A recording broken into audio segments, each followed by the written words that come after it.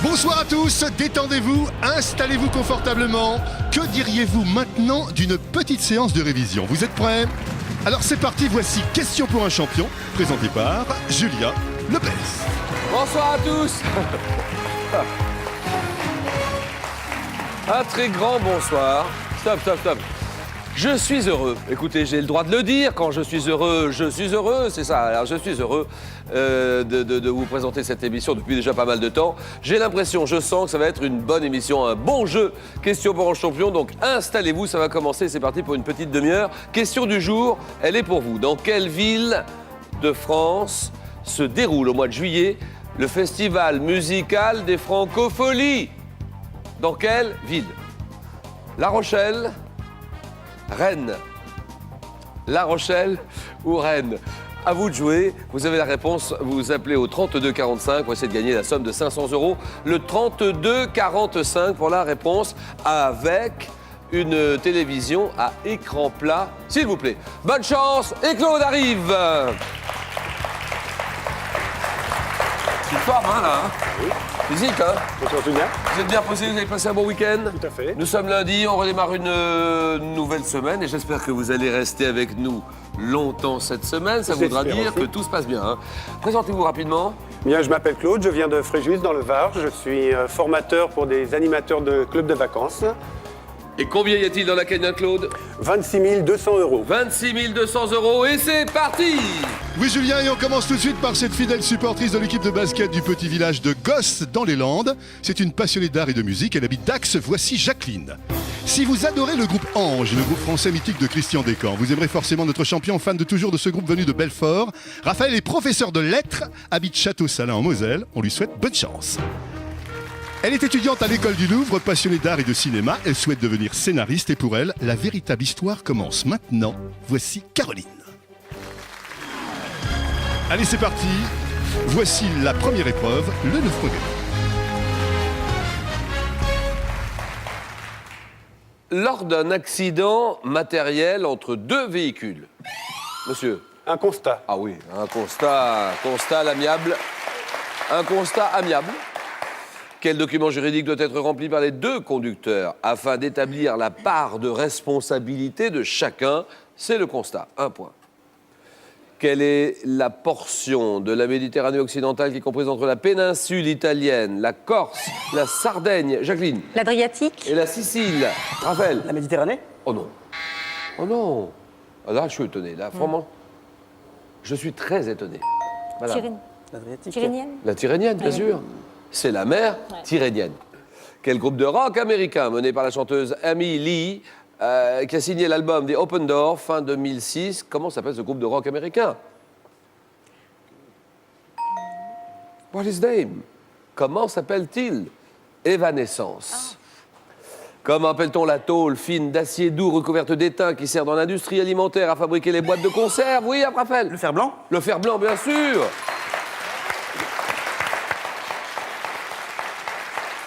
Comment appelait-on autrefois les hôpitaux où l'on recevait les lépreux? Jacqueline. Une maladrerie. Maladrerie, d'accord. Léproserie, ladrerie ou maladrerie, tout ça c'est bon. Comment appelle-t-on les câbles servant à maintenir le tablier d'un pont? Un pont... Mademoiselle? Les piles. Non. Les piles, c'est non, oui? Le filin? Non. Allez, là-bas? Les élingues? Non. Un pont, les câbles servant à maintenir le tablier d'un pont.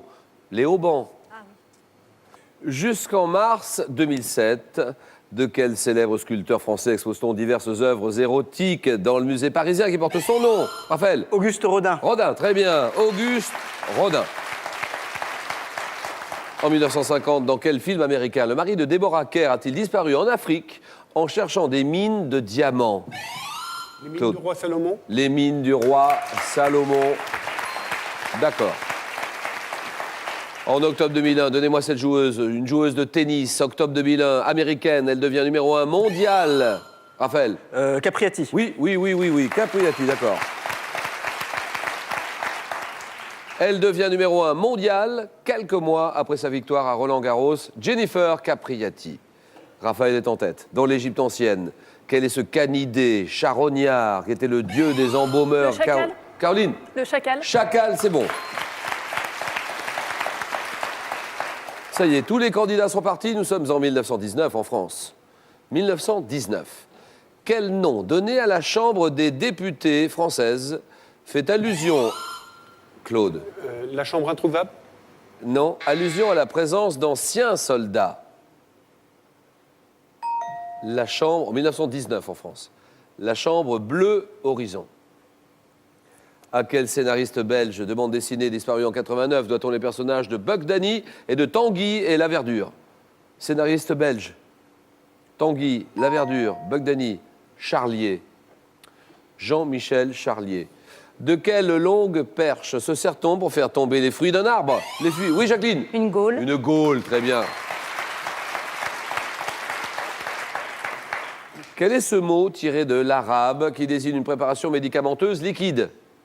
Oui, Claude. Un sirop. Non, tiré de l'arabe, allons-y, vous savez où là? Grog. Non, grog, sirop c'est non, allons-y. Deux chances encore, oui, Raphaël. Liqueur. Non, liqueur c'est non. Allons-y, Jacqueline. Elle a la pression, Jacqueline. Elle échoue. Élixir. Un élixir. Un élixir. Château. Quel est ce château du Val d'Oise, bâti de 1538 à 1555 pour le connétable Anne de Montmorency, qui abrite aujourd'hui le Musée national de la Renaissance? Musée national de la Renaissance, là-bas? Dampierre. Non. Dampierre, c'est non, oui. Fontainebleau. Non. Là-bas. Jacqueline. Écouen. Vous dites? Écouen. Le château d'Écouen. Comment ça s'écrit, quoi? E-C-O-U-N. E-C-O-U-E-N. Exactement. Château d'Écouen, d'accord. C'est bon, Jacqueline. Le château d'Écouen. Dans le nord-est de la France, quel mot dérivé de terre désigne le grand tas de remblai? Vous savez, Jacqueline? Un terril. Terril, d'accord. Ça désigne le grand tas de remblai situé au voisinage d'une mine, le terril. Jacqueline mène la course, 7 points. Raphaël, 5. Ce chanteur, révélé par son rôle de Moïse dans les 10 commandements, qui sort l'album Le Cœur ouvert en 2005, comment s'appelle ce chanteur, Raphaël? Daniel Lévy. Daniel Lévy, d'accord.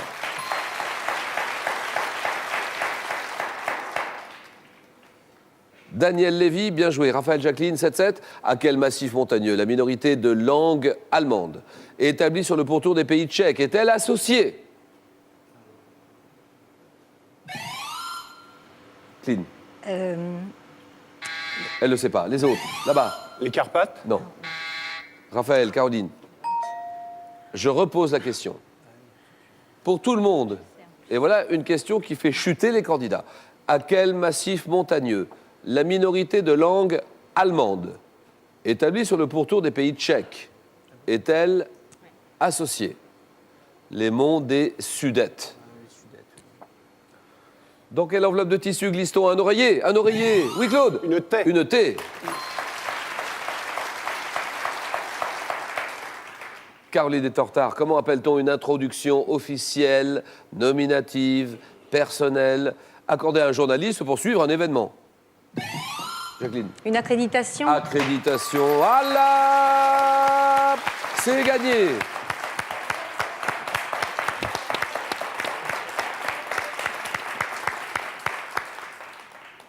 Raphaël, Caroline, Claude, donnez-moi cette variété d'huîtres plates à la saveur fruitée qui est cultivée dans le bassin de Thau. Bassin de Thau, Claude, Raphaël, Caroline? Personne. La bousigue. En photographie, quelle solution de développement rend visible l'image latente? Le révélateur. Le révélateur, d'accord. Caroline. Allez, allez. Dans la mythologie grecque, quel roi de Chypre tombe amoureux de la statue qu'il a sculptée? Oui. Midas. Non. Allons-y. Raphaël. Pygmalion. Pygmalion, d'accord. Oui, Raphaël.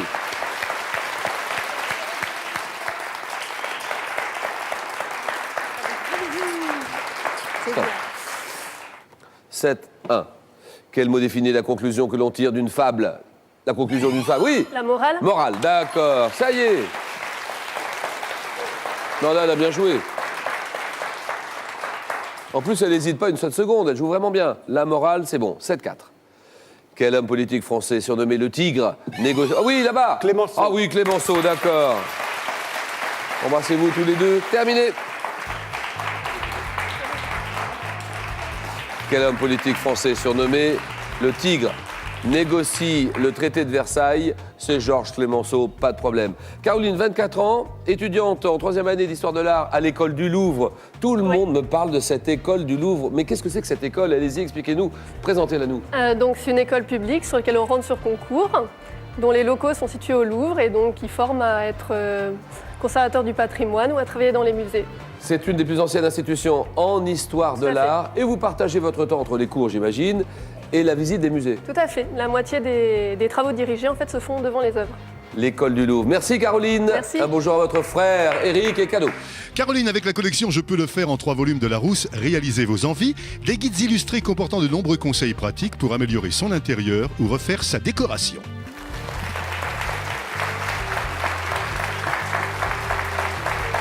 Et pour que vos nuits soient belles, cadeau. Eh bien, Tempur, matelas et oreiller d'allègement de la pression vous offre ce pack de 2 oreillers ergonomiques à mémoire de forme pour le confort de vos nuits. Et voici maintenant l'épreuve du questionnaire, c'est bien sûr le 4 à la suite. Mes amis, vous connaissez cette émission par cœur, il y a 3 phases de jeu, les 9 points gagnants, les 4 à la suite et le face-à-face final. Alors 4 à la suite, avec ce soir, le roseau. Les examens médicaux. Les arts et les traditions d'Irlande. Les films avec Michel Galabru. Il y a de quoi hésiter là. Hein. Oui.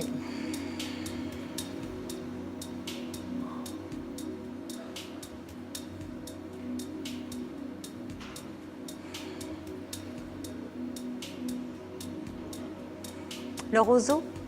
Ah, c'est vous qui décidez, madame. Le roseau. Allez, Jacqueline Le Roseau, je ne vous ai pas interrompu dans votre réflexion intense. Méditation, oui. Oui, dans votre méditation même. Donc le roseau, allons-y sur le roseau. Jacqueline, vous étiez comptable, J'étais comptable. 2 enfants, une belle famille qu'on salue.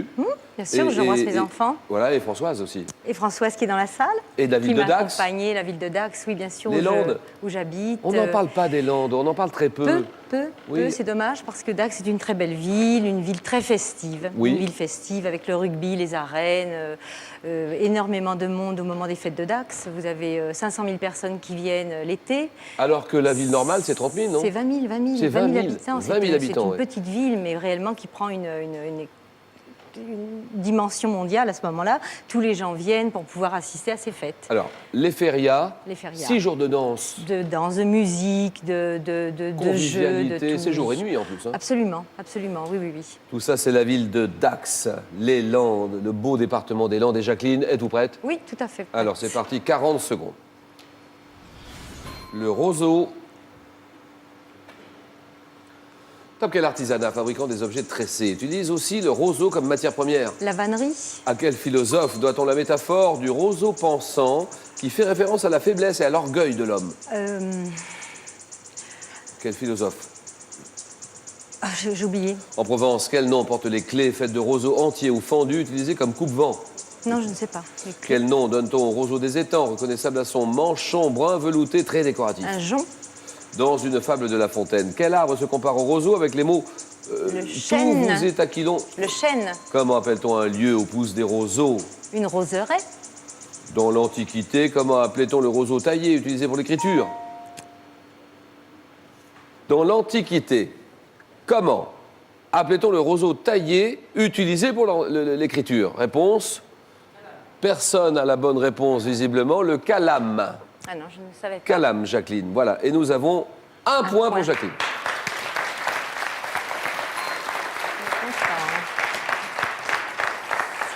Comment appelle-t-on un lieu où poussent des roseaux?